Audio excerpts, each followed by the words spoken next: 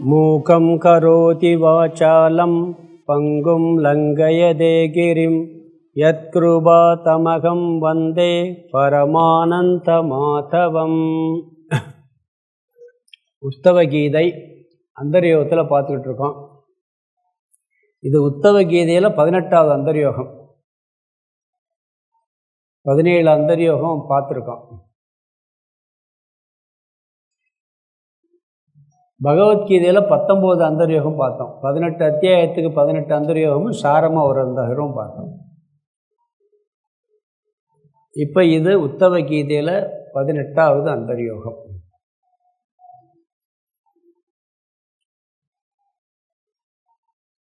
மொத்தம் 37 இது 37வது அந்தர்யோகம்.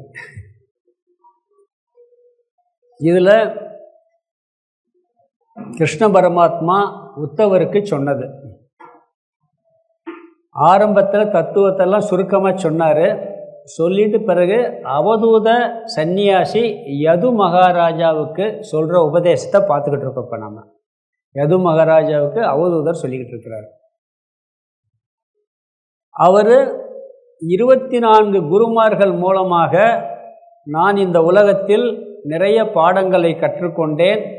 அதன் மூலமாக நான் ஆனந்தமாக நிறைவோடு இந்த உலகத்தில் சஞ்சரித்து கொண்டிருக்கின்றேன் சொல்லி ஒவ்வொரு குருவாக சொன்னார். பூமியிலேருந்து ஆரம்பித்தார். பூமியிலேருந்து ஆரம்பித்து பஞ்சபூதங்களை சொன்னார்.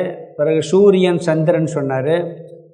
சூரியன் சந்திரன், பிறகு புறா தான் இல்லற வாழ்க்கையை பற்றிய ஒரு தத்துவமெல்லாம் வந்தது.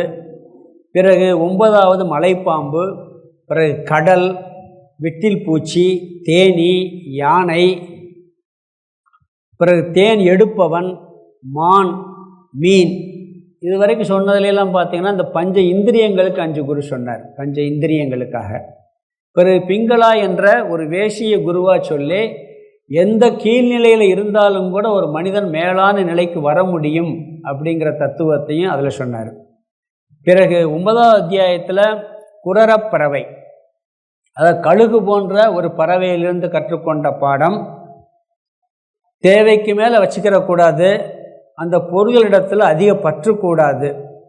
இந்த உலகத்தில் எந்த பொருள் இருந்தாலும் இல்லாட்டாலும் நம்ம அந்யதா சித்தம்னு ஒரு வார்த்தை சொன்னார். இருக்கோ இல்லையோ, அது 2 இருந்தாலும் எப்படி இருக்குமோ இல்லாட்டாலும் எப்படி இருக்குமோ அப்படி இருக்க பழகிக்கிறணும்னு சொல்லி இந்த அபரிக்கிரகங்கிற ஒரு இது சொன்னார். அதில் எந்த பொருளுக்கும் பொருள் இல்லாட்டி பயம் வரும், இல்லாட்டி அடிமையாகும், காலமும் சக்தியும் வீணாகும் நிறையா வச்சுருந்தோம்னா. இதெல்லாம் பார்த்தோம். பிறகு குழந்தையை வச்சு ஞானியினுடைய லட்சணமும் குழந்தையினுடைய லட்சணம் ஒன்றுன்னு சொல்லி 19வது குரு குழந்தை. பிறகு 20வது குரு ஒரு கன்னி பெண், வீட்டில் திருமணத்துக்காக நிச்சயம் செய்யப்பட்ட ஒரு பெண். அதில் தனிமையை பற்றி சொன்னார். தனிமையாக இருந்தால் எவ்வளோவெல்லாம் பிரச்சனை இல்லைன்னு சொல்லி, அதுக்காக நம்ம இல்லறத்தில் இருக்கவங்களும் தனியாக இருக்க முடியாது, அப்பப்போ தனிமையில் இருந்து பழகணும் அப்படிங்கிறதுக்காக அந்த கருத்து சொல்லப்பட்டது. தனிமை எதற்கு எந்த அளவுக்கு பயன்படுத்தணும், அதனால் வரக்கூடிய பலன்கள் என்ன, எல்லாத்தையும் நம்ம அந்த 20வது குருவில் பார்த்தோம். பிறகு போன கிளாஸில் இந்த அம்பு செய்பவனை பற்றி பார்த்தோம். போன கிளாஸுக்கு முந்தின கிளாஸும் போன கிளாஸ்லேயும் பார்த்தோம். ஒருத்தன் இந்த தச்சு பற்றையில் அம்பு செஞ்சுக்கிட்டு இருக்கான். அதிலிருந்து கற்றுக்கொண்ட பாடம் மன ஒருமுகப்பாடு, கான்சன்ட்ரேஷன் ஆஃப் மைண்டு. மன ஒருமுகப்பாடு மனிதனுக்கு கட்டாயம் தேவை. எந்த விஷயமாக இருந்தாலும் சரி, தொழில் செஞ்சாலும் சரி, வேறு படித்தாலும் சரி, ஆன்மீக வாழ்க்கையில் நம்ம ஜபம் தியானம் பண்ணும்போதும் சரி, மன ஒருமுகப்பாடு கட்டாயம் தேவை. அதை அந்த அம்பு செய்பவனிடமிருந்து கற்றுக்கொண்டேன்னு சொன்னார். அதுக்கு முதல்ல அந்த ஆசனம், உட்கார்றதுல முதல்ல பழகணும். உட்காந்து பழகணும். ஒரு இடத்துல சேரில் கூட நம்மளால் 1 மணி நேரம் உட்கார முடியாது. அமைதியாக உட்கார சொன்னால் உட்கார முடியாது. உட்காந்து பழகிறதே ஒரு பெரிய பயிற்சி. பிறகு மனதை ஒருமுகப்படுத்துறது, சுவாசத்தை ஒழுங்குபடுத்துறது, பிறகு இந்திரியங்களை கட்டுப்படுத்தி ஒழுங்குபடுத்துறது, பிறகு மனதை ஒழுங்குபடுத்துறது. இதெல்லாம் பயிற்சி நிறையா சொல்லியிருக்கோம். இதெல்லாம் பயிற்சி பண்ணுனா மனம் ஒரு கான்சன்ட்ரேஷன் ஆஃப் மைண்ட் வரும் நம்மளுக்கு. மனசை ஒரு இடத்துல நிறுத்தி பழகிறதுக்கு பிறகு உபாயம் சொன்னார். வைராக்கியம் வேணும். இன்பம் தரும் பொருள்கள்லேருந்து கொஞ்சம் விலகுனாத்தான் இந்த கான்சன்ட்ரேஷன் ஆஃப் மைண்ட் வரும். இப்போ இங்கே வந்து 3 மணி நேரம் உட்காரணும்னு சொன்னால் உலக விஷயங்கள் வேணான்னு சொல்லிட்டு வந்தால் தான் உட்கார முடியும். அதே வைராக்கியம். வீட்டில் டிவி பார்க்கலாம், சீரியல் பார்க்கலாம், இல்லை வேறு எங்கேயாவது சினிமாவுக்கு கூட போகலாம். அப்படியெல்லாம் போகாமல் விட்டுட்டு வந்து இங்கேயே வந்து உட்கார முடியும். இது மாதிரி ஒரு பொருள்கள் மீது பற்றிலிருந்து விலகினாத்தான் இந்த மன ஒருமுகப்பாடை கொண்டு வர முடியும். பிறகு தொடர்ச்சியாக பழகணும்னு பார்த்தோம். எந்த ஒரு பயிற்சியும் கண்டினியூவாக பழகணும். ஒரு நாளைக்கு பண்ணிவிட்டு பிறகு 20 நாளைக்கு விட்டுறக்கூடாது. எந்த பயிற்சியும் தொடர்ச்சியாக இருக்கணும், தினந்தோறும் இருக்கணும். தினந்தனம் பண்ணாதான் அதை பண்ண முடியும். அன்றைக்கே சொன்னேன், கண்ணுக்குட்டியில் ஒருத்தன் வந்து எருமை கண்ணுக்குட்டியை தூக்கிட்டு போனவன் 6 மாதம் கழிச்சு எருமை மாட்டே தூக்கிட்டு போனாங்க. டெய்லி தூக்கியிருக்கான், அவனுக்கே தெரியலை. டெய்லி தூக்கிட்டு போகும்போது அந்த மாதிரி வந்துடுது. எறும்பூர கல்லும் தேயும் சொல்லுவாங்க. அதனால் அது எப்படி நடக்குதுன்னே தெரியாது.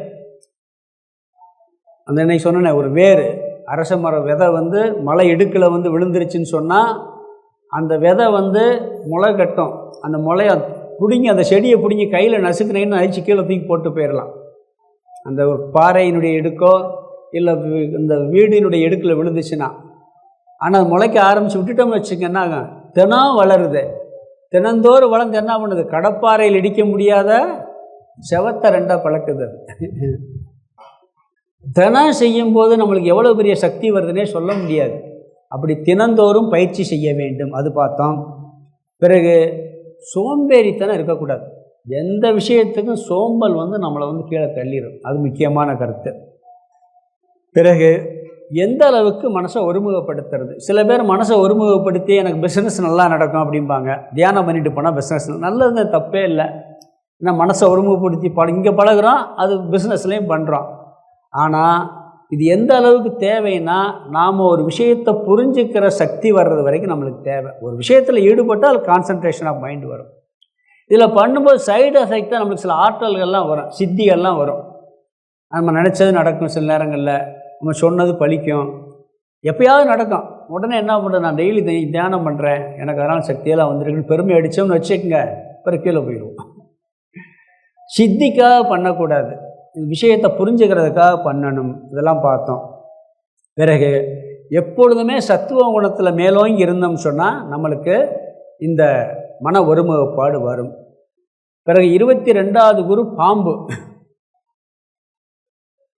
பாம்புனால் என்ன கற்றுக்கொண்டோன்னு பார்த்தோம். முன்னாடி மலைப்பாம்பு பார்த்தோம் முன்னாடி ஆரம்பத்தில். இங்கே பாம்பு. பாம்பு எப்பயுமே தனியாக சஞ்சரிக்கும், ஏகத்தாரி, தனியாகவே போய்கிட்டு இருக்கும். சேர்ந்து மொத்த கூட்டமாக போகாது. அதில் தனியாக போய் நம்மளுக்கு தனியாக சஞ்சரித்து பழகும். தனியாக ஒரு இடத்துக்கு போச்சுன்னா போக மாட்டான். கம்பெனி இல்லாமல் எதுவுமே நடக்காது நம்மளுக்கு. அது ஒரு பண்பு. பிறகு அனிகேதக, தனியாக சொந்த வீடு இல்லாமல் இருத்தல். இது சன்னியாசிக்கு. இல்லறத்தாருக்கு வீடு இருக்கணும் கட்டாயம். ஆனால் அந்த வீட்டில் பற்று இருக்கக்கூடாது. அந்த வீடு இல்லைன்னா, வீடு தான் எனக்கு உயிர், வீடு இல்லாட்டி எனக்கு வாழ்க்கையே போச்சுன்னு நினைக்கக்கூடாது. போச்சுன்னு சொன்னோம்னா ஒரு அவ்வளவுதான். பார்க்குறவங்கள சினிமாவெல்லாம் பார்த்தா, அன்றைக்கி ஒரு உதாரணம் சொன்னேன். படையப்பா படத்தில் சிவாஜி வீட்டை விற்றுட்டு வந்தோன்னு இறந்தே போயிடுவார். கொடுத்துட்டு வந்து இந்த வீட்டு மேலே அப்படி ஒரு அட்டாச்மெண்ட்டு. வீடு வேணும், இல்லறத்தார் கட்டாயம் வேணும். சொந்த வீடாக இருந்தாலும் தப்பு இல்லை, வாடகை வீடாக இருந்தாலும் தப்பு இல்லை. வாடகை வீட்டில் என்ன போய் இருந்துட்டு என்ன பண்ணுவான், இந்த வீடு போகவே மாட்டான் அப்படின்னு சொல்லிட்டு இருப்போம். இன்னொருத்தர் யாராவது இருப்பார், போக மாட்டேன்ட்டு இருப்போம் நம்ம. அதெல்லாம் கூடாது. அந்தளவுக்கு பற்று இல்லாமல் இருக்கணும்னாரு. பிறகு பாம்பு எப்பயுமே எச்சரிக்கையாக இருக்கும்.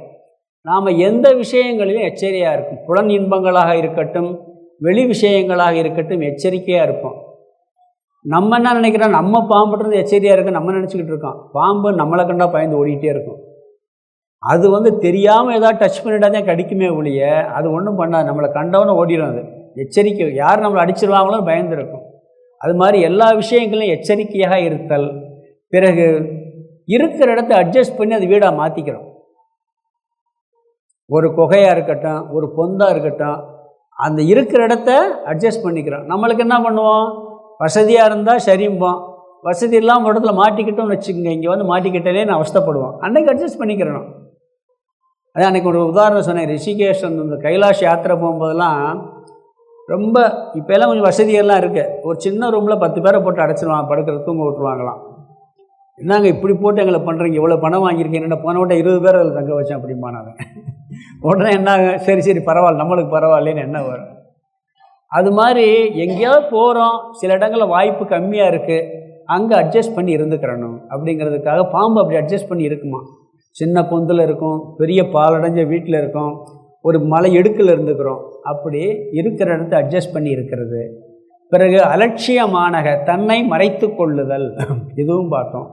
நாமெல்லாம் என்ன பண்ணோம்னா விளம்பரப்படுத்திக்கிட்டே இருப்போம், நம்மளை விளம்பரப்படுத்துவோம், அது கூடாதுங்கிறதுக்காக சொன்னார். பிறகு தன்னைத்தானே பாதுகாத்து கொள்ளுதல், அது தனக்கு வேண்டியதை தானே தேடி தானே பண்ணிக்கிட்டு இருக்கோம்.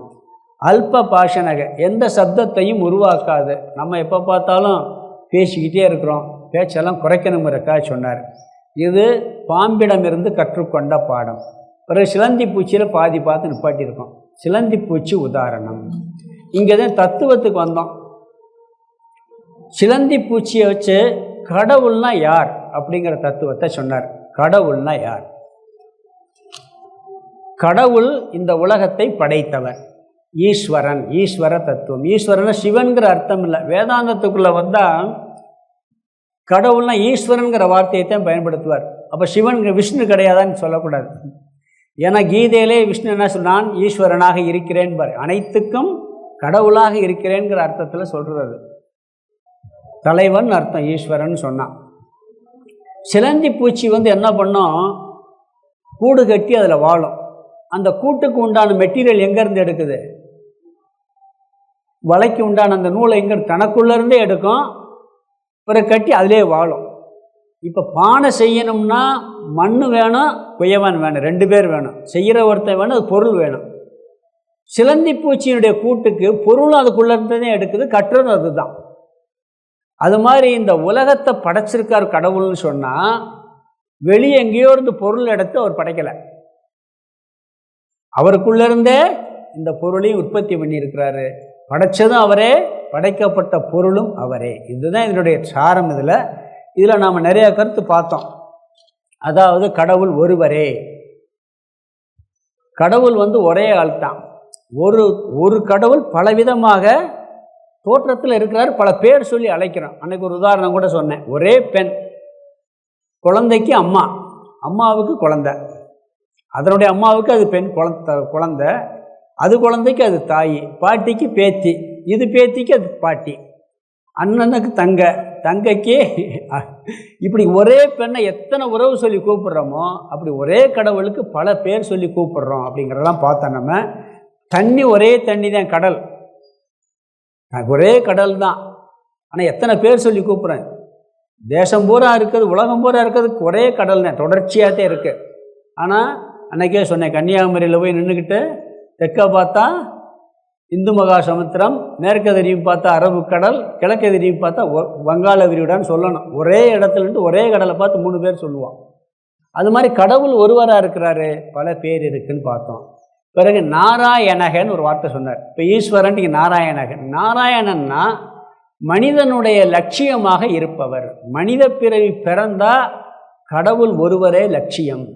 உலகத்தில் எல்லா லட்சியம், இதெல்லாம் டெம்பரவரி லட்சியம். உலகத்தில் வாழ்கிறதுக்காக பணம், பொருள், மனைவி, மக்கள், குழந்தைகள், உறவுகள் எல்லாம். ஆனால் இறுதி லட்சியம் கடவுளை அடையணும். கடவுளே லட்சியமாக இருக்கக்கூடிய ஒருவர். பிறகு தேவக, அவர் உணர்வு சுரூபமானவர். இந்த கல்லும் கடவுளேன்னா கல்லில் உணர்வு இல்லையா, அது மாதிரி அவர் இருப்பாரா அப்படின்னா அப்படி இல்லை, அவர் உணர்வு மயமானவர் அப்படிங்கிற கருத்து பார்த்தோம். படைப்பவரும் அவரே, படைக்கப்படும் பொருளும் அவரே. பிறகு லய காரணம், எல்லாத்தையும் கடைசியில் என்ன பண்ணுவாராம், தனக்குள்ள இழுத்து ஒடுக்கி கொள்வார். எல்லாம் படைக்கிறாரு, திருப்பி என்ன பண்ணுவார், முடிஞ்ச உடனே, சிருஷ்டி முடிஞ்ச உடனே லயமாக்கி விடுகின்றார். இது ஒரு கருத்து. பிறகு இந்த லயம் எப்பொழுது ஏற்படுதுன்னு ஒரு கருத்து சொன்னார். நம்மகிட்ட 3 குணம் இருக்குது. 3 குணம் எப்போ சமமாக ஒடுங்குதோ அப்போ சிருஷ்டி லயமாயிடும். இது மாதிரி கடவுள்கிட்ட மாயைன்னு ஒரு தத்துவம் இருக்குது, அதில் 3 குணம் இருக்குது. 3 சமநிலை அடையும் போது இந்த சிருஷ்டி என்ன ஆயிரும், கம்ப்ளீட்டாக அழிஞ்சு போயிடும். திருப்பி அது வெளிப்படும் போது வெளிப்படுவார். அப்படி தான் கடவுள் வெளிப்படுத்துகிறாராம். தூங்கும்போது நம்மளுக்கு எந்த குணம் இருக்குது? ஒரு குணம் இல்லை, எல்லாம் ஒடுங்கி போயிடும். அது மாதிரி பகவான் தூங்க போகும்போது என்ன பண்ணுவார்? டோட்டலாக ஒடுக்கிட்டு போயிடுவார். அவருக்கு 1000 கல்ப வருஷம் ஒரு நாள் இரவு. நம்மளுக்கு 12 மணி நேரம் இரவு மாதிரி அவருக்கு 1000 கல்ப வருஷம். அப்போ சிருஷ்டியே இருக்காது, திருப்பி தோற்றுவிப்பார். இதெல்லாம் பார்த்தோம். பிறகு ஆத்மா தாரக, தனக்குத்தானே ஆதாரமாக இருப்பவர். அதாவது கடவுள் சிவபெருமான் எங்கே இருக்கிறாரு அப்படின்னு பார்த்தோம்னு சொன்னால், சிவபெருமான் கைலாசத்தில் இருக்கிறாரு, விஷ்ணு பார்க்கடலில் இருக்கார். அதை யார் படைச்சா?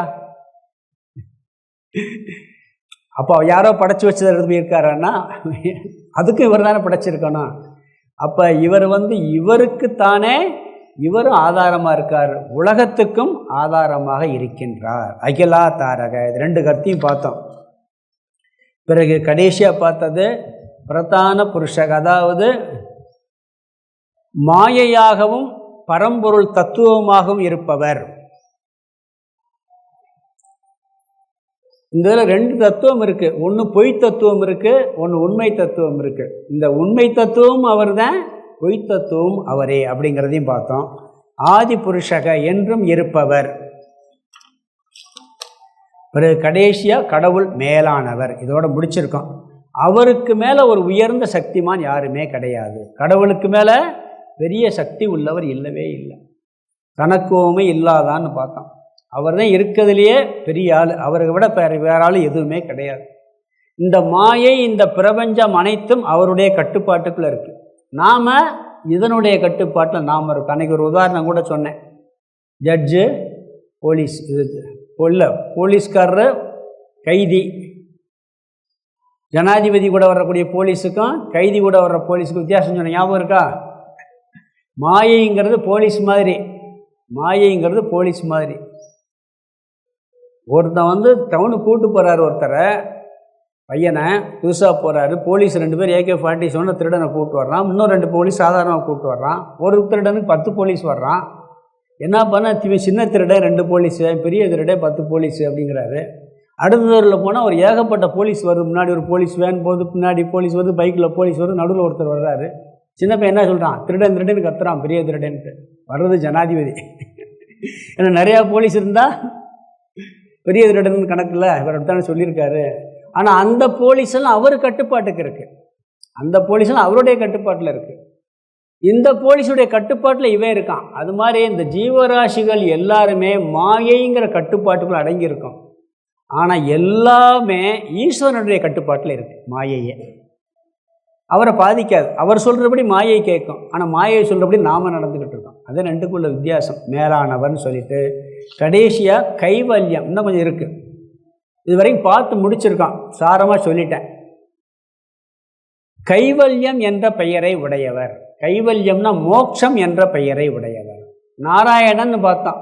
மனிதனுடைய லட்சியம், கடைசி லட்சியம் கடவுளை அடைதல். இங்கே என்ன சொல்கிறாரு? மோட்சம் என்ற பெயரை அடைதல்ங்கிறார், உடையவருங்கிறார். நாம் என்ன பண்ணுறோம்?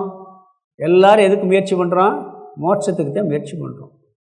யார் சாமி மோட்சத்துக்கு முயற்சி பண்ணுறோம்? நாங்களாம் அப்படிலாம் கிடையாது. பணம் வேணும், அது சம்பாதிக்கணும், வீடு வேணும், குழந்தை கல்யாணம் முடிக்கணும், இதே லட்சியம். அதெல்லாம் டெம்பரவரி லட்சியம், அது உலகத்தில் இருக்கும்.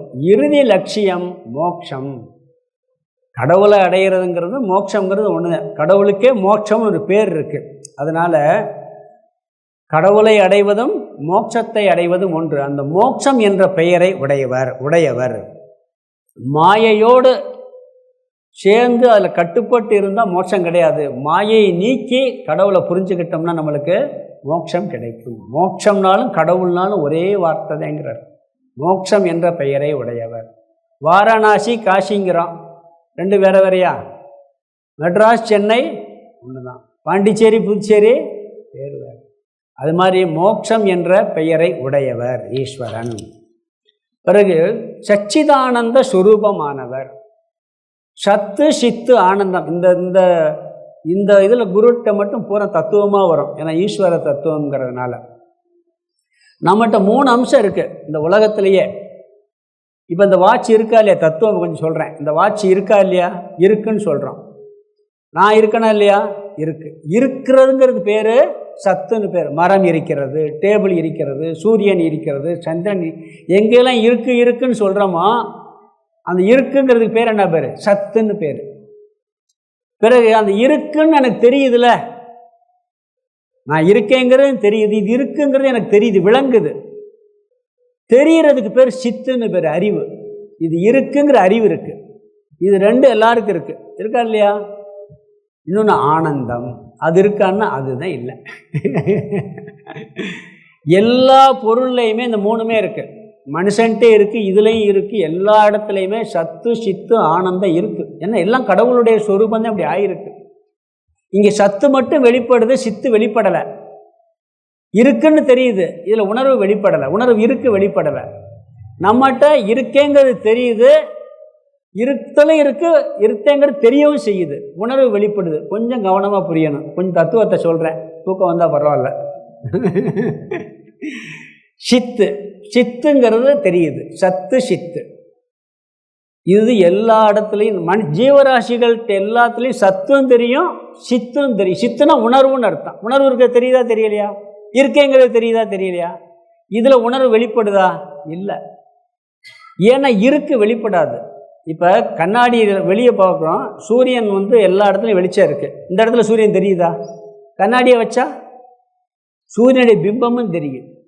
அதே மாதிரி நெருப்பு இருக்குது, நெருப்பில் ஒரு இரும்பு குண்டை போடுறீங்க, இரும்பு குண்டை போட்டிங்கன்னா அந்த இரும்பு குண்டை என்னாகும்? அப்படியே பளபளனாயே சூடு பூரா ஏறிடும், வெளிச்சம் வெளிப்படும்.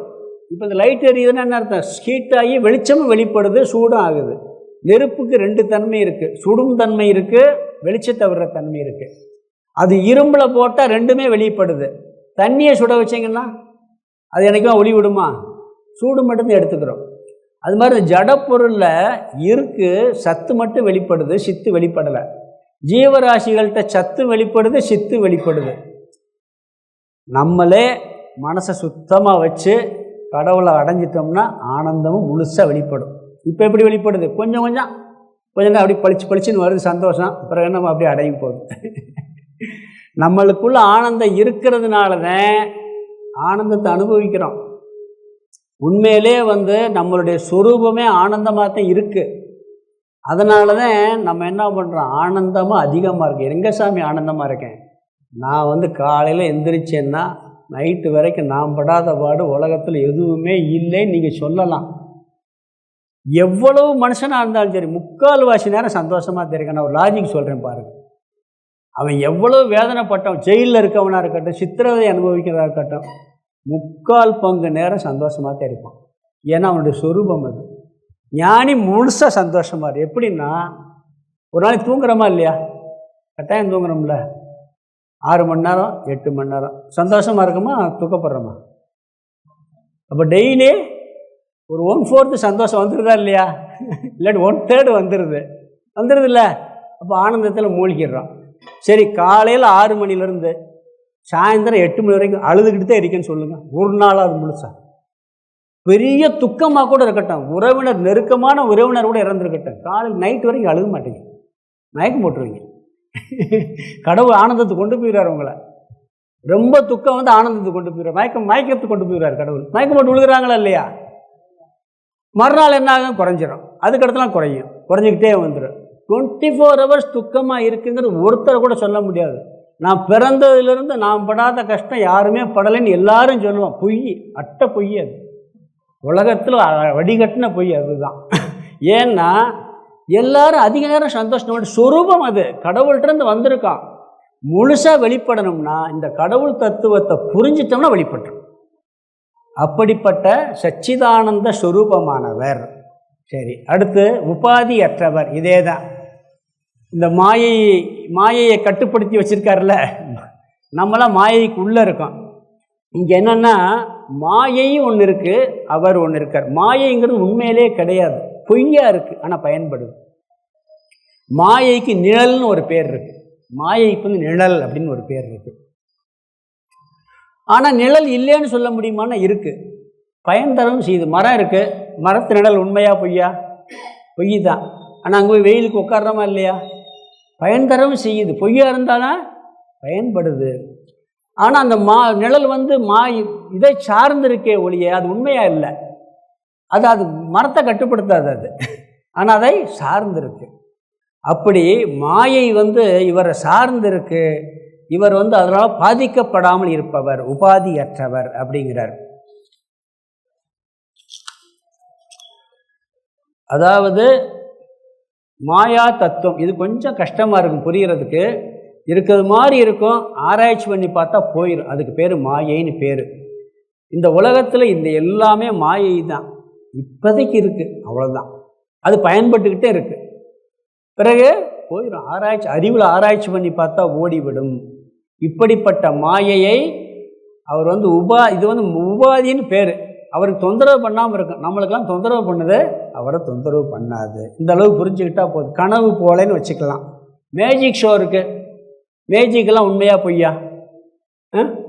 ஒருத்தன் மேஜிக் காமிக்கிறான். மேஜிக் காமிக்கும் போது அது பொய்ன்னு தெரிஞ்சால் நம்ம போய் பார்க்குறோம், ரசிக்கிறோம், பணத்தை கொடுத்து பார்க்குறோம். அது உண்மைன்னா பார்க்குறோம், ஆனால் காட்டுறேன் உண்மை. அந்த காமிக்கிற காட்சியெல்லாம் உண்மையிலே பொய் தான். அது அவனை பாதிக்குமா? அவனுக்கு தெரியும் நம்ம பொய் தான் காமிக்கிறோம். நம்ம என்ன பண்ணுவோம், ஆச்சரியமாக வாயை திறந்துட்டு பார்ப்போம் இது எப்படி நடக்குதுன்னு சொல்லிட்டு. தெரிஞ்சுன்னா பிறகு என்ன ஒன்றும் ஆகாது. அது மாதிரி பகவான் இந்த உலகத்தையெல்லாம் மாயை, உபாதி, அது வந்து அவரை பாதிக்கப்படாமல் இருக்கு, நம்மளை பாதிக்கப்பட்டுக்கிட்டு இருக்கு. அடுத்த கருத்து, இந்த உலகத்தை படைத்தவர், காப்பவர், லயகர்த்தான்னு பார்த்தோம். இப்போ சிருஷ்டிகர்த்தா, உண்டு பண்ணுபவரும் அவரே, அழிப்பவரும் அவரே. இது அந்த சிலந்தி உதாரணத்திலிருந்து. எப்படி படைப்பை உருவாக்குறாருன்னு சொன்னால், இந்த மாயையில் 3 குணம் பார்த்தோம். சத்துவ குணம், தமோ குணம், ரஜோ குணம் சொல்லி. இந்த குணத்தை என்ன பண்ணுவாராம், கொஞ்சம் தூண்டி விடுவாராம். தூண்டி விட்ட உடனே என்ன ஆகுமா, வேலை செய்ய ஆரம்பிச்சிருவான். நான் சும்மா தான் இருந்தேன், அவன் வந்து என்னைய தூண்டி விட்டான் சொல்கிறமா இல்லைங்களா? இது மாதிரி மாயையை தூண்டி விட்ட உடனே இந்த சிருஷ்டி உருவாகுதுங்கிறாங்க. இந்த உலகம் எப்படி உருவாகுதுன்னா, பகவான் என்ன பண்ணுறாராம், மாயைகிட்ட 3 குணம் இருக்குது. இந்த 3 குணத்தையும் தூண்டி விடுறார். 3 குணம் தெரியுமா? சத்துவ குணம், ரஜோ குணம், தமோ குணம். சத்துவ குணங்கிறது அறிவுபூர்வமாக செயல்படுறது, ரஜோ குணங்கிறது செயல்படுறது, ரொம்ப பிரிஸ்காக இருக்கிறது. தமோ குணங்கிறது அப்படியே படுத்து தூங்கிக்கிட்டே இருக்குது. எருவும் பால் ரொம்ப சாப்பிட்டோம்னா அப்படித்தான் வருவோமா சொல்லுவாங்க, ஒன்றும் செய்யாமல் படுத்து கிடக்குது. இந்த 3 குணத்தையும் தூண்டி விட்ட உடனே, சத்துவ குணத்தை தூண்டி விட்ட உடனே இந்த பஞ்சபூதம், சூக்ஷ்ம பஞ்சபூதம், இந்திரியங்கள், மனமெல்லாம் உற்பத்தி ஆகுதான். மனசெல்லாம் அதுலேருந்து உற்பத்தி ஆகுது, சத்துவ குணத்திலேருந்து. மனம், இந்திரியங்கள், இதெல்லாம் சூக்ஷ்ம பஞ்சபூதம் ஒன்று இருக்குது, இதெல்லாம் தத்துவத்தில் வரும். பிறகு ரஜோகுணத்தை தூண்டி விட்டோன்னா கர்மேந்திரியம், செயல்படக்கூடிய சக்தி, இந்த மூச்சு விடுற சக்தி, இதெல்லாம் அதுலேருந்து உருவாகுதான். பிறகு தமோ குணத்தை தூண்டி விட்டோன்னு ஜடப்பொருள்கள், இதெல்லாம் உருவாகுது. இப்படி தூண்டி விட்டு அவர் இந்த சிருஷ்டியை படைக்கிறார். சும்மா இருக்கால இந்த குத்தி விடுறோம்னு சொல்கிறோம்ல, அப்படி குத்தி விட்டு கடவுள் படைக்கிறாராம். சும்மா இருந்தவனை மாயையை தூண்டி விட்டு இந்த படைப்பு நடைபெறுகிறது. ஒரு பாட்டுக்கு தாய்மான ஒரு பாடல், ஜெகத்தை எல்லாம் அணுவளவும் சிதறா வண்ணம் சேர்த்து அணுவில் வைப்பை அணு திரளையெல்லாம் மகத்துவமாய் பிரம்மாண்டம் ஆகச் செய்யும் வல்லவா நீ நினைத்தவாறே எல்லாம். அதாவது இந்த பிரபஞ்சம் மனுச்சு அணுவுக்குள்ளே கொண்டு வந்துடுவாராம். எதுக்குள்ள? அணுவுக்குள்ள. பிறகு அணுவிலிருந்து இந்த சிருஷ்டியை ஃபுல்லாக கொண்டு வந்துடுவாராம். நடக்கிற காரியமா? பகவான் ஒருத்தராலே முடியும். அவை பாட்டு ஒன்று இருக்குது, அணுவை துளைத்து 7 கடலை புகட்டி குறுகத்தரித்த குரல் இருக்குது. அணுவை உடைச்சோம்னா 7 கடலை புரட்டுறளவுக்குள்ள சக்தி இருக்குன்னு அன்றைக்கே பாடி வச்சுட்டா. அதை வச்சு இன்றைக்கி அணுகுண்டே கண்டுபிடிச்சிருக்கான். ஒவ்வொரு அணுவுக்குள்ளே அவ்வளோ பெரிய சக்தி இருக்குது. ஒரு ஊசி முனைக்குள்ளே 10 லட்சம் அணு இருக்குது. 10 லட்சத்தை உடைச்சா என்ன ஆகும்? அணுகுண்டே வந்து அணுவை உடைக்கிறது தானே.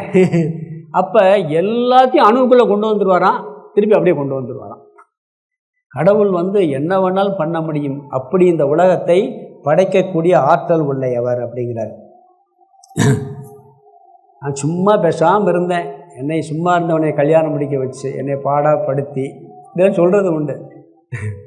வடிவேல் ஜோக் வேறு எப்போ பார்த்தாலும் சொல்லுவான் சினிமா படத்தில், நான் செவனேன்னு தாண்டா இருந்தேன் அப்படிம்பா.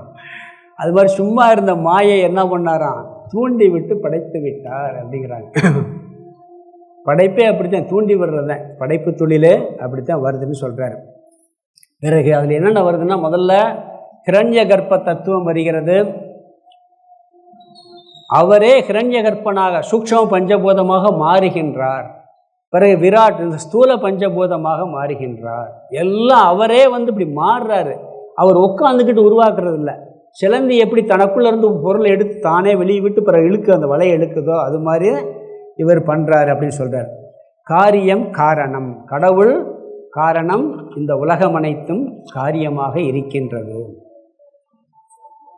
இப்படித்தான் இந்த உலகத்தை படைக்கிறாருங்கிறார். இப்போ மண் காரணம், அதுலேருந்து இரும்பு எடுக்கிறோம், இரும்பு காரியம், இரும்பு காரியமாக வருது, மண் காரணமாக இருக்குது. பிறகு செங்கல் எடுக்கிறோம், செங்கல் எதுலேருந்து தயார் பண்ணுறோம்?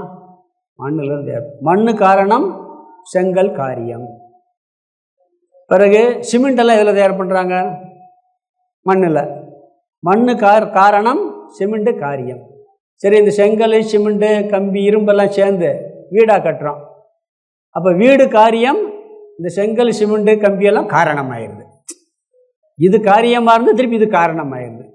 பிறகு வீடு காரியம். இதுக்கு மூல காரணம் என்ன? மண். மண்ணுக்கு மூல காரணம் என்ன? கடைசியில் போனால் யாரெல்லாத்துக்கு மூல காரணம் எது? கடவுள் ஒருவரே. கடவுள்கிட்ட எல்லாம் வந்திருக்கு, ஒவ்வொன்றும் காரியமாக வந்திருக்கு. நாம் வெளியிருந்து பொருள்களை எடுத்து வீடை கட்டி அதில் டிவி எல்லாம் பார்த்துக்கிட்டு சந்தோஷமாக இருக்கோம். அவருக்குள்ளேருந்தே பொருள் எடுத்து கட்டி நாம் படுற கஷ்டத்தையும் சந்தோஷத்தையும் பார்த்துக்கிட்டு இருக்கார் அவர். இது கடவுளுடைய தத்துவம். எல்லாவற்றையும் தனக்குள்ளே இருந்தே படைத்து தனக்குள்ளேயே சுருட்டி இழுத்துக்கிறாராம், அப்படியே இழுத்திக்கிறாராம். இதுதான் ஈஸ்வர தத்துவம். இது எப்படின்னா சிலந்தி பூச்சியை போல அப்படின்னு முடிச்சிட்டார். எதை போல? சிலந்தி பூச்சி எப்படி பண்ணுதோ அது போல கடவுள் தனக்குள்ளிருந்தே எல்லாவற்றையும் படைத்து தனக்குள்ளேயே எல்லாவற்றையும் இழுத்து கொள்ளுகின்றார். அகர முதல எழுத்தெல்லாம் ஆதிபகவன் முதற்றே உலகு. இந்த எல்லாத்துக்கும் முதல் காரணமாக அந்த ஈஸ்வரனே இருக்கின்றார் அப்படிங்கிறார். பார்க்கடலையும் படைக்கிறது யாரு? அவர்தான். கைலாசத்தையும் படைக்கிறது அவர்தான். எங்கேயோ கைலாசம் படைச்சி வச்சுட்டு வரும் உட்காந்துக்கிட்டு இருக்காருன்னு சொல்ல முடியுமா? அது யார் படைச்சான்னு அடுத்த ஒரு கொஸ்டின் வருமா இல்லையா? இவரே என்ன பண்ணார்? தனக்குள்ளே இருந்து இந்த தத்துவம் புரிஞ்சுக்கிறதுல கொஞ்சம் யோசிச்சு பார்த்தீங்கன்னா, சரி அவர் இதெல்லாம் படைச்சார், அவர் எங்கேருந்து படைச்சார்? ஒரு கேள்வி கேட்பேன். கைலாசத்தில் இருந்துக்கிட்டு இந்த உலகத்தை படைச்சாருன்னு சொல்லலாம், இல்லை பார்க்கடல இருந்து உலகத்தை படைச்சாருன்னு சொல்லலாம். அந்த கைலாசத்தை படைக்கும் போது எங்கேருந்து படைச்சார்? எங்கே உட்காந்துக்கிட்டு படைச்சார்? கேட்கலாமா கேட்கக்கூடாதா? பதில் சொல்ல முடியுமா? ஏன்னா இடத்தவே அவர் தான் படைச்சார். இது கொஞ்சம் தத்துவத்துக்குள்ளே போனீங்கன்னா தான் புரியும். இந்த இடம் ஸ்பேஸுங்கிறதே கிடையாது, ஸ்பேஸுங்கிறதே கிடையாது. உணர்வுன்னு ஒரு சைதன்யம் ஒரு தத்துவம் இருக்குது, அதிலிருந்து தான் இந்த ஸ்பேஸ். இடத்தையே படைக்கிறாரு. இடத்தவே அவர் படைக்கும் போது எந்த இடத்துலேருந்து படைச்சான்னு கேள்வி கேட்க முடியுமா? இடத்தையே அவர் படைக்கிறாருன்னா அப்போ எந்த இடத்துலேருந்து படைச்சாருன்னா கேள்வியே தப்பா இல்லையா? காலத்தையே அவர் படைச்சாருன்னா எப்போ படைச்சாருன்னு கேள்வி கேட்கலாமா? காலங்கிற தத்துவத்தை அவர் படைச்சாருன்னா அதை எப்போ படைச்சாருன்னா கேள்வி தப்பா போயிடும். அதே இன்னொன்று சொல்லியிருக்கேன், சின்ன குழந்தைகள்கிட்ட பூமி ஆகாசத்தில் சுற்றிக்கிட்டு இருக்கு அப்படின்னு ஒரு குழந்தைகிட்ட ஒருத்தர் விளக்கம் சொல்கிறாரு. ஆகாசத்தில் பூமியெல்லாம் சுற்றிக்கிட்டு இருக்குன்னு சொல்லி கீழே விழுந்துடுறதான்னு ஒரு குழந்தை கேட்குது. ஆகாசத்தில் சுற்றுனா பூமி கீழே விழுந்துடாதான்ட்டு இன்னொரு குழந்தை எங்கே போய் விழுகும்னு கேட்கும்.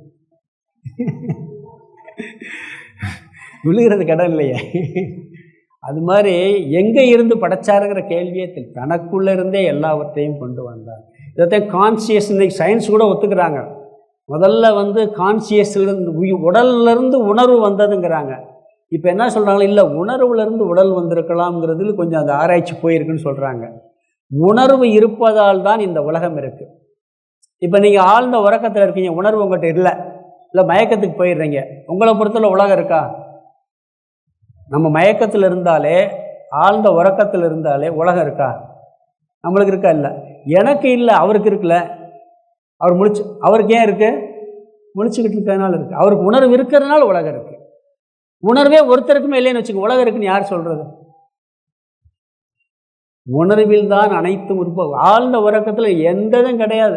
பிரபஞ்சமே ஒடுங்கி நம்மளுக்கு ஒன்றுமே கிடையாது. ஒருத்தன் கான்சியஸாக 20 வருஷம் மயக்க நிலையில் இருக்கான்னு வச்சுக்கங்களேன், கோமா ஸ்டேஜுக்கு போயிட்டான். அவனுக்கு 20 வருஷம் ஒன்றும் தெரியாது, என்ன நடந்துச்சுன்னே தெரியாது. அந்த 20 வருஷத்துக்கு முன்னாடி என்னதோ அதே அவனுக்கு ஞாபகத்துக்கே வரும்.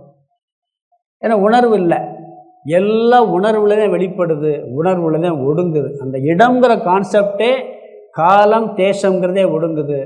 அதனால் கடவுள் என்ற தத்துவம் சிலந்தி பூச்சியை போல தனக்குள்ளே வலையை வெளிப்படுத்தி அதுக்குள்ளே கடவுள் இருந்து திருப்பி தனக்குள்ளே இழுத்து கொள்ளுகின்றார் அப்படின்னு சொல்லி இந்த சிலந்தி பூச்சி உதாரணத்தை சொல்லி இந்த 23வது குருவை முடித்தார்.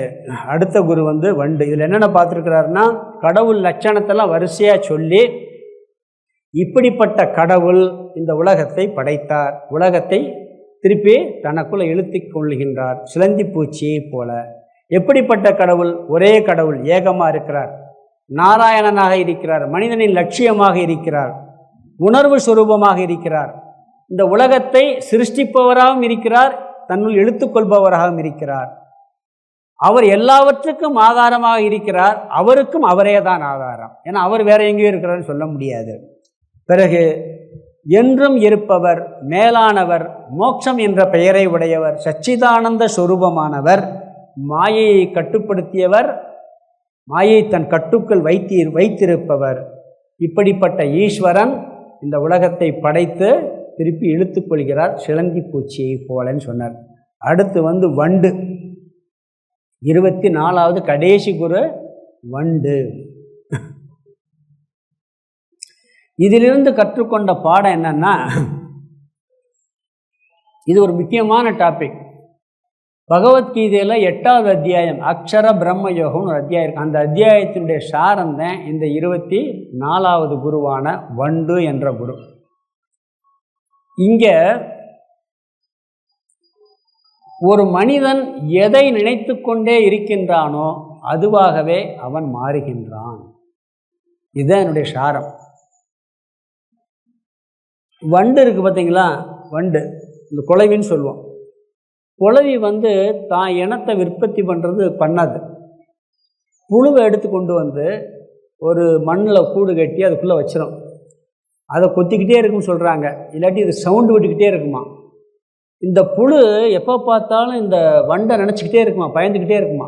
அது எப்போ பார்த்தீங்கன்னா ஒன்றை ஓட்டை போட்டு உள்ளே பார்த்தீங்கன்னா புழு இருக்கும், ஒரு பச்சை கலர் புழு வச்சுருக்கும், பார்க்கலாம். அது எங்கேருந்து எடுத்துக்கொண்டாந்து உள்ளே வச்சுருக்கோம்.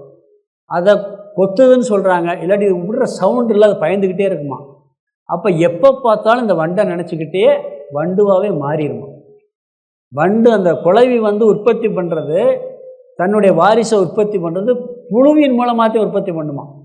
தன்னையவே நினைக்க வச்சு அந்த புழு என்ன ஆகும், அது மயமாக மாறிடும்.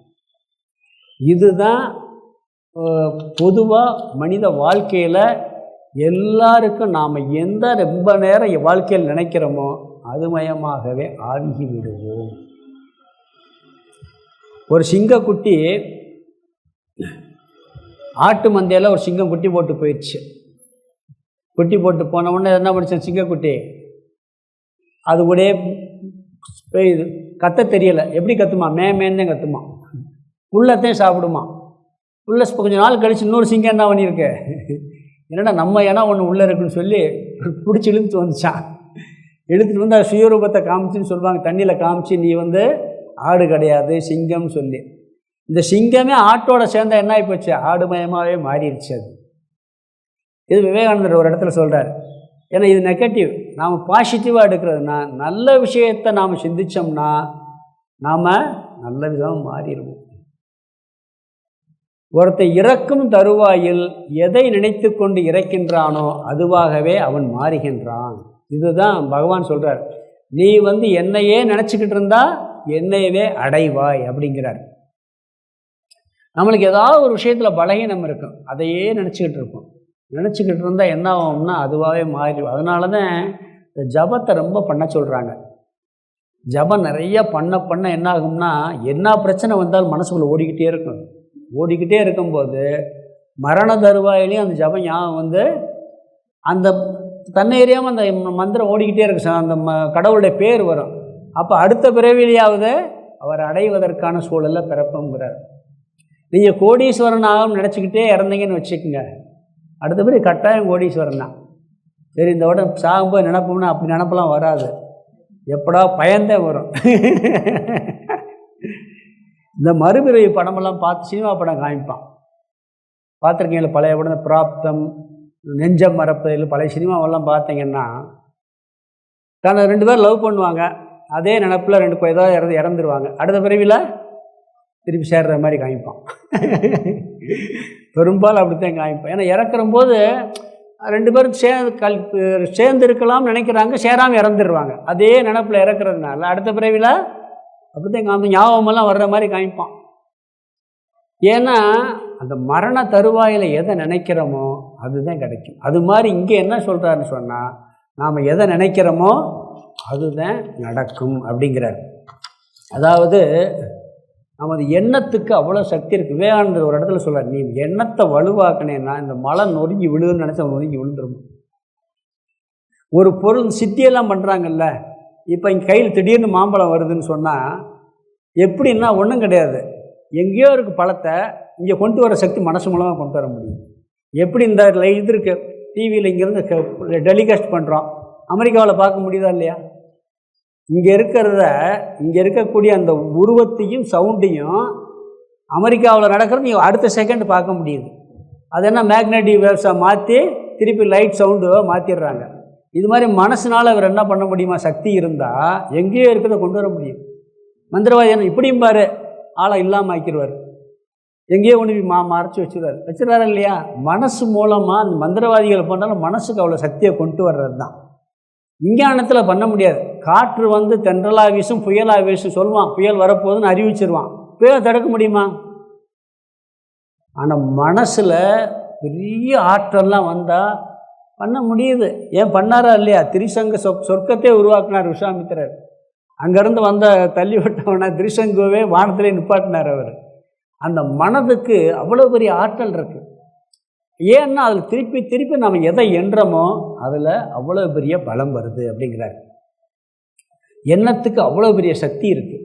அதுதான் இந்த வண்டு குரு மூலமாக கற்றுக்கொண்ட பாடம். ரமர் ஒரு இடத்துல சொல்கிறார், வடகமெல்லாம் நல்லா மெத்தில் காய போட்டிருக்கோம், காக்கா அது வாட்டுக்கு பறந்து போய்கிட்டு இருக்கு, நம்மளோட பேசாமல் இருக்கலாம். வடகத்தில் உட்காந்தாத்தான் என்ன பண்ணணும், துரத்தி விடுவோம். அது மாதிரி எத்தனையோ எண்ணங்கள் வரும் போகும், நம்மளுக்கு அது நம்ம ஒன்றும் பண்ண முடியாது. எவ்வளவோ எண்ணம் வரும் போகும். ஆனால் எந்த எண்ணம் நம்மளுக்கு பலவீனமான எண்ணம் உள்ளே உட்காருதோ அங்கே தான் பிரச்சனை. அப்போ காக்காயை துரத்துனது மாதிரி துரத்தி விடணும், அந்த உட்கார விட்டுறக்கூடாது. நல்ல எண்ணமாக இருந்தால் உட்கார விட்டுடலாம், கெட்ட எண்ணமாக இருந்தால் துரத்தி விடணும். அப்பப்போ நீக்கி பார்க்கணும், அந்த சிந்தனைகள் எல்லாம் மாற்றி நல்ல எண்ணத்தை நாம் கொண்டு வர வேண்டும். தீய எண்ணமாக இருந்தால் துரத்தி விட்டணுங்கிறார். இந்த அபரோக்ஷ அனுபூதின்னு ஒரு டெக்ஸ்ட்டில் ஒன்று வரும். இந்த உலகம் இப்படி இருக்க யார் காரணம்? இந்த உலகம் இப்படி இருக்க அங்கே இருக்கிறவருடைய எண்ணங்கள் தான் காரணம். ஈஸ்வரனுடைய எண்ணம் சொல்வார். எல்லாருடைய எண்ணம் சேர்ந்து ஈஸ்வரன் எண்ணம்மா. ஒரு வீடு இப்படி இருக்குன்னா அந்த வீட்டில் எல்லாரும் எப்படி இருக்காங்களோ அந்த எண்ணத்தினுடைய பிரதிபலிப்பாக தான் அந்த வீடு இருக்கும். ஒரு ஊர் எப்படி இருக்குன்னா அந்த ஊர் மக்களுடைய எண்ணத்தினுடைய பிரதிபலிப்பாக தான் இந்த நல்லா எல்லாருமே நல்லவங்களாக இருந்தாங்கன்னா, மேக்சிமம் நல்லவங்களாக இருந்தால் ஊர் நல்லா அமைதியாக நல்ல சூழ்நிலையில் வருமா.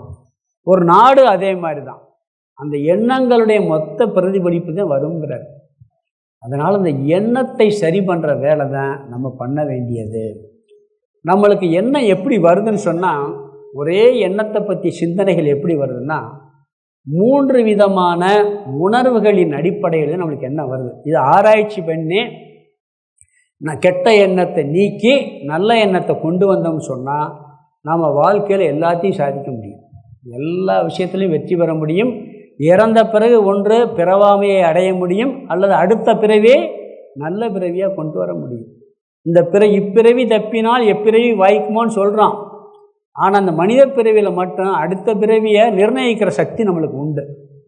எப்படி உண்டுன்னா, மனசை நாம் கடவுள் பக்கம் செலுத்தினாலோ தர்ம சிந்தனையோடு இருந்தாலோ ஆன்மீக வாழ்க்கையில் அதற்கு உண்டான அந்த பயிற்சி ஆரம்பிச்சிட்டோம்னாலே அடுத்த பிறவி என்ன நம்மளுக்கு நிச்சயம் மனித பிறவி இதனுடைய தொடர்ச்சியாக ஒன்று பிறவி இல்லாமல் ஆயிரும். இல்லாட்டி அடுத்த பிறவி நாம் இந்த வாழ்க்கையில் இந்த உண்மை தத்துவத்தை புரிகிறதுக்கு உள்ளே நுழைஞ்சிட்டோம்னா தொடர்ச்சியாக என்ன பண்ண அடுத்த பிறவி இதுக்கு உண்டான சூழல் மாதிரி தான் அமையுங்கிறார். அந்த எண்ணத்துக்கு அவ்வளோ வலு இருக்குது. திருப்பதி கண்ணை கூட சொன்னேன் கீதையில், திருப்பதி கோயிலுக்குள்ளே உள்ள கவுண்டருக்குள்ளே போயாச்சுன்னா பார்த்துட்டு தான் வெளியே வருவான். உள்ளே விட்டு அடைச்சிடுவான், திருப்பி வெளியே வர முடியாது. திருப்பி போய் அங்கங்கேயே போய் ஒன்று சீக்கிரம் வரலாம், இல்லாட்டி கொஞ்சம் சுற்றியாக தரிசனம் கிடச்சிடும். அது மாதிரி தான் இப்போ உங்களுக்கெல்லாம் என்னது கட்டாயம் கடவுள் தான். கடவுள் அடைஞ்சிடலாம், இந்த பிறவியில் அடைஞ்சிடலாம். இல்லாட்டி இந்த வாழ்க்கையில் நுழைஞ்சு கடவுளை அறிய வேண்டும், உண்மையை உணர வேண்டும், தத்துவத்தை உணர வேண்டும், நிரந்தரமாக துக்கத்திலிருந்து விடுபட வேண்டும் என்ற எண்ணத்தில் சாதனையை ஆரம்பித்து விட்டால் ஒன்று இந்த பிறவிலே கிடைக்கலாம், இல்லாட்டி தொடர்ச்சியாக அடுத்த பிறவியில் இருக்கும், ட்ராக் மாறாது.